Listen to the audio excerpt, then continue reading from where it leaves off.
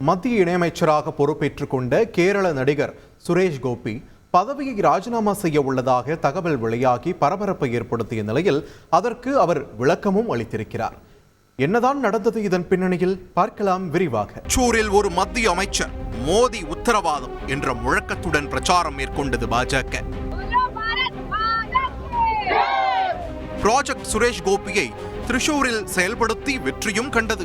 கேரள தேசத்தில் பாஜக தடம் பதிக்க முழு முதல் காரணமாக இருந்தவர் சுரேஷ் கோபி. கடந்த சில தேர்தல்கள் அவருக்கு தோல்வியை தந்தாலும் என்ன செய்தால் வெற்றி கிடைக்கும் என பார்த்து திட்டமிட்டு மக்களிடையே சென்றார் அவர். திரிசூர் தொகுதியில் என்னவெல்லாம் தேவை என கண்டறிந்து அதை நிறைவேற்றி தருவேன் என மக்களிடம் உறுதி கொடுக்க அது அவருக்கு வெற்றியை தேடித் தந்தது.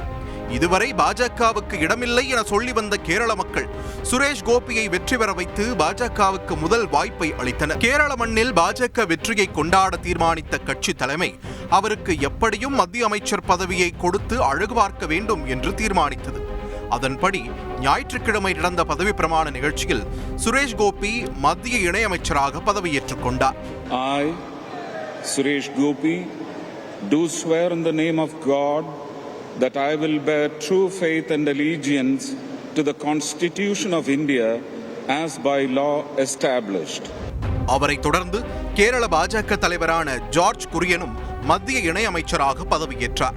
I, George Kurian, do swear in the name of God that I will bear true faith and allegiance to the Constitution of India as by law established. கேரளாவில் இருந்து தேர்ந்தெடுக்கப்பட்ட முதல் பாஜக எம்பி சுரேஷ் கோபி. அவருக்கு முக்கிய அமைச்சர் பதவி வழங்கப்படும் என ஆதரவாளர்கள் ஆவலோடு காத்திருந்தனர். ஆனால் அவருக்கு வழங்கப்பட்டதோ இணையமைச்சர் பதவி. இது சுரேஷ் கோபியின் ஆதரவாளர்களை அதிருப்தி அடைய செய்தது. இந்த சூழலில்தான் சுரேஷ் கோபி ராஜினாமா செய்ய வாய்ப்புள்ளதாக தகவல்கள் பரவின. ஆனால் மத்திய அமைச்சரவையில் இருந்து சுரேஷ் கோபி விலக விரும்புவதாக பரபரப்பு செய்தி வெளியானது. நாடாளுமன்ற உறுப்பினராகவே தான் பணியாற்ற விரும்புவதாகவும் அமைச்சர் பொறுப்பு தேவையில்லை என்பதே தன்னுடைய நிலைப்பாடு என்றும் அவர் கூறியதாக தெரிவிக்கப்பட்டது.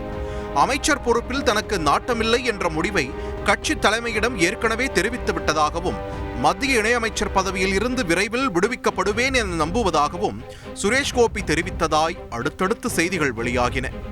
பத்மநாப சுவாமி கோவிலின் வரலாற்றை மையமாக வைத்து உருவாகும் திரைப்படம் உட்பட 4 படங்களில் நடிக்க ஏற்கனவே ஒப்பந்தமாகியுள்ளார் சுரேஷ் கோபி.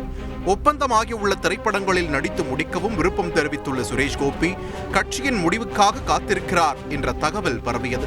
இந்நிலையில் மத்திய அமைச்சர் பதவியை ராஜினாமா செய்யும் திட்டம் இல்லை என்று சுரேஷ் கோபி விளக்கம் அளித்துள்ளார். கேரள வளர்ச்சிக்கான திட்டம் வகுக்கப்படும் என்று தெரிவித்த அவர் இணை அமைச்சர் பதவிதான் வழங்கப்படுகிறது என்று தெரிந்துதான் பதவி பிரமாணம் செய்து கொண்டதாக விளக்கமளித்துள்ளார்.